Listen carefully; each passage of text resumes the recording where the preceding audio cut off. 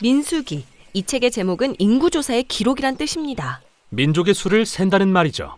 하지만 히브리어로 이 책의 이름은 바미드바르, 곧 광야에서라는 뜻으로 이스라엘이 광야를 지나 아브라함에게 약속하신 땅으로 향하는 여정을 기록한 장대한 여행일지입니다.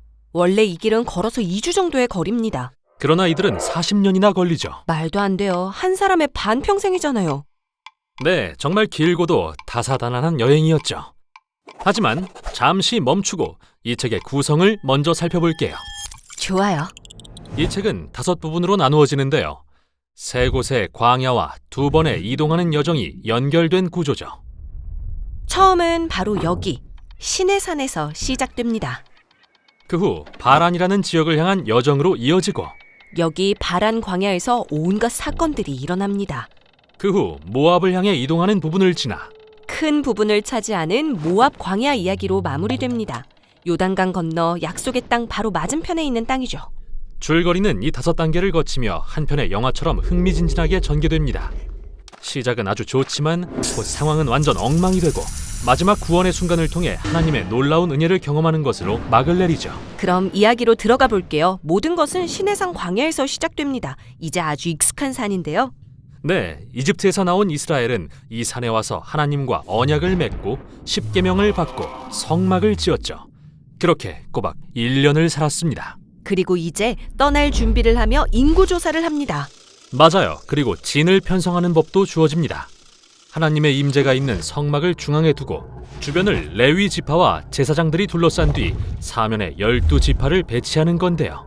이는 하나님의 거룩하심이 이 민족의 존재 중심에 있다는 걸 상징하죠. 그리고 이들은 하나님의 임재의 구름이 움직이면 짐을 싸서 따라 이동해야 합니다. 네, 언약궤를 든 레위 지파 뒤에 유다 지파가 서고 그 뒤를 다른 지파들이 따르는데요.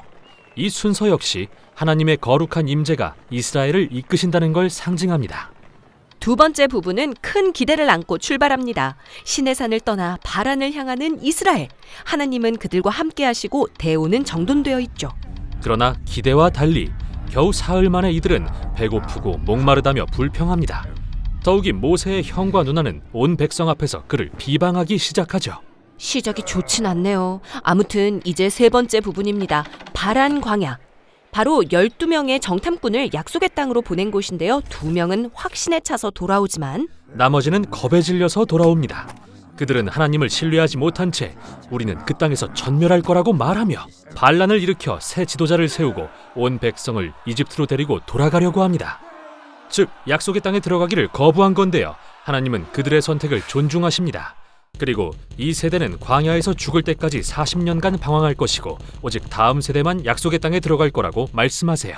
이건 성경의 여러 저자들이 많이 인용하는 이야기죠. 네, 항상 이 이야기는 하나님이 그분의 백성과 그분의 약속에 신실하시지만 동시에 그들의 선택을 존중하신다는 걸 상기시킵니다. 반역을 선택한다면 평생을 허비하게 내버려 두신다고 말이죠. 자, 여행은 지금까지 실패의 연속인데요. 모압으로 향하는 다음 여정에는 상황이 더 나빠집니다.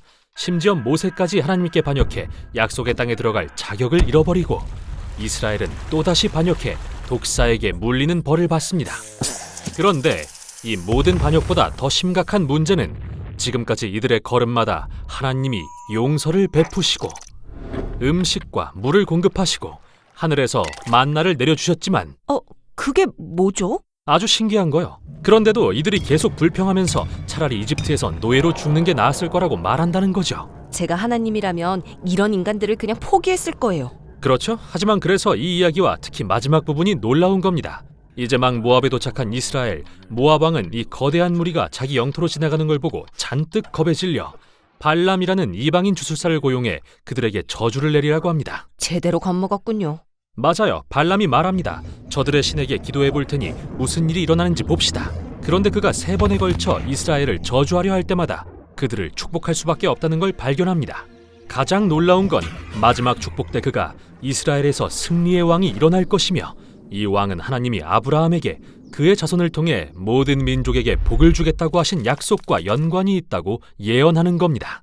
이스라엘이 저 아래 진영에서 반역하고 있을 때 그들은 하나님이 언덕 위에서 그들을 보호하고 심지어 축복하고 계신 걸 전혀 몰랐던 거죠. 민수기는 이렇게 모압에서 끝이 납니다. 이스라엘은 약속의 땅으로 들어갈 준비를 시작하며 처음에 했던 것처럼 다시 인구조사를 합니다. 모세를 비롯한 옛 세대는 제외하고요. 그러나 모세는 그들이 떠나기 전 마지막으로 경고와 지혜를 전해주려는 참입니다. 그 설교가 바로 다음 책인 신명기의 내용입니다.